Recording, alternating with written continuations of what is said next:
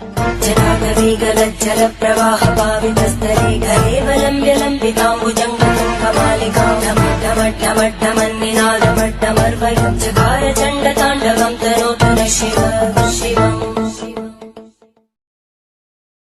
उपचार हूं मैं, ओंकार हूं। मनुष्य शरीर को माटी का पुतला बताते हुए भोलेनाथ आत्मा को परमात्मा का अंश बताते हैं। आत्मा से मिलन अर्थात परमात्मा का साक्षात संबंधी ब्रह्म ज्ञान का संदेश देकर भोलेनाथ हिमालय पर्वत क्षेत्र में स्थित पवित्र अमरनाथ गुफा का रहस्य देवी पार्वती को बताते हुए डमरू नाद करते हैं। ध्यान अवस्था में भोलेनाथ देवी पार्वती को ब्रह्म ज्ञान प्रदान करते हैं, परंतु देवी पार्वती ब्रह्म ज्ञान प्राप्त कर सकें इससे पूर्व ही निद्रा मग्न हो जाती है और उनके स्थान पर श्रापित कबूतर रूपी ध्रौम्य ब्रह्म ज्ञानी हो जाता है। कबूतर रूपी ध्रौम्य को ब्रह्म ज्ञान की प्राप्ति हुई, ये भी विधि का ही विधान था। माता पार्वती को सुअवसर मिलने के पश्चात भी ब्रह्म ज्ञान का ज्ञान न होना भी संभवतः शिवलीला का ही अंग था। यह भी अटल सत्य ही है कि इस संसार में जो कुछ भी घटित होता है वो महेश्वर शिव की इच्छा से ही होता है। ब्रह्म ज्ञान का ज्ञान देने के पश्चात कल्याणकारी शिव जब हिम शिवलिंग से बाहर पधारे तो देवी पार्वती को निद्रामग्न देखकर चकित रह गए।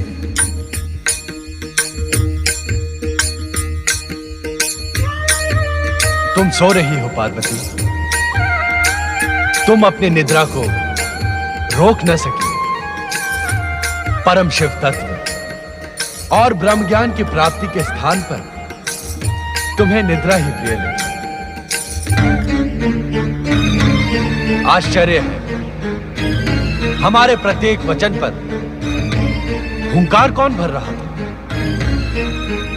कौन है वो प्राणी जो हमारी आज्ञा के बिना इस दिव्य ब्रह्म ज्ञान के संदेश को सुनकर हुंकार भर रहा था? उपस्थित हो।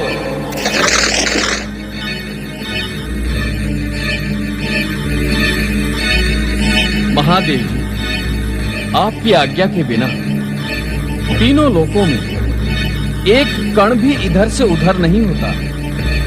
मुझे आपके डमरूनाद द्वारा इस स्थान पर पहुंचने का संदेश मिला। क्या आपकी इच्छा के बिना कपोत जैसा साधारण प्राणी इस भयानक शीत प्रदेश में एक क्षण में जीवित रह सकता है? इसके उपरांत भी यदि मैंने आपकी आज्ञा का उल्लंघन किया हो तो आप मुझे दंड दें भोलेनाथ। मैं पापी आपके दंड का ही योग्य हूं स्वामी। मन छोटा न करो ध्रौम्य, ये सारी माया हमने तुम्हें शाप मुक्त और ब्रह्म ज्ञान देने के लिए ही रची थी। ब्रह्म ज्ञान के लिए तुम्हारी पात्रता पहले ही निश्चित हो गई थी। अब तुम अपने गुरु के शाप से मुक्त हुए ब्रह्म ज्ञानी ध्रौम्य।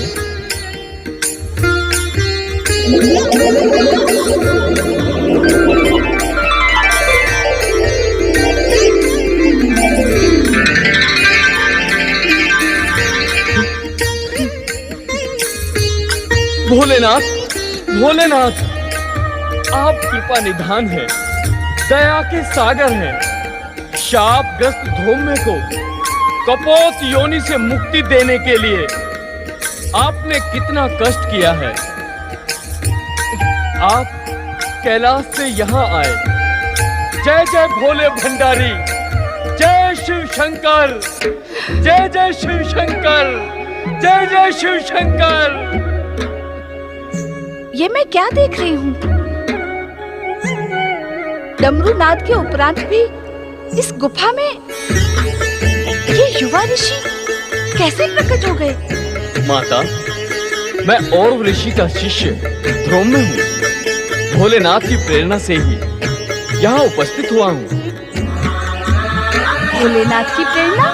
हाँ माता, मैं शापग्रस्त धूम्र कपोत बनन आकाश में उड़ रहा था, तभी मुझे भोलेनाथ के डमरूनाथ द्वारा इस स्थान पर पहुंचने का आदेश मिला। माता, आज भोलेनाथ की कृपा से मेरा पुनर्जन्म हुआ है, अन्यथा कपोत योनि से मुझे मुक्ति कौन प्रदान करता है?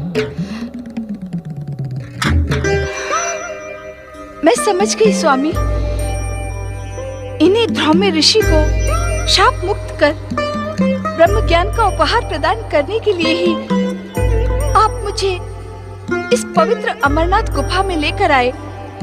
किंतु मेरा दुर्भाग्य देखिए स्वामी, पाकर भी मैं उस दिव्य ज्ञान से वंचित रह गई। मेरी अभागी निद्रा। पश्चाताप न करो पार्वती, तुम्हारा निद्रा मग्न होना भी हमारी ही लीला का अंग था। ध्रौम्य, अब तुम अपने गुरु के पास जाकर उनकी उद्विग्नता का शमन करो। हमारी आराधना करते हुए भी वे दुखी हैं, उनका मन अस्थिर है।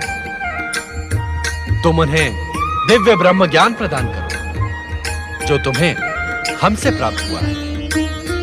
हाँ ध्रौम्य, एक शिष्य का अपने गुरु के प्रति यही कर्तव्य भी है, एवं संभवतः आने वाला भविष्य इस बात का साक्षी होगा कि तुमसे अधिक मूल्यवान गुरु दक्षिणा किसी भी शिष्य ने अपने गुरु को प्रदान नहीं की। जो आज्ञा माता।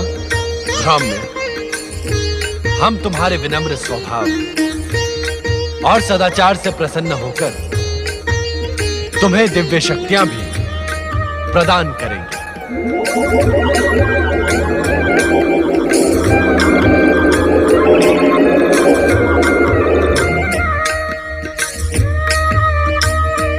मैं आपकी इस महान कृपा के योग्य नहीं था भोलेनाथ।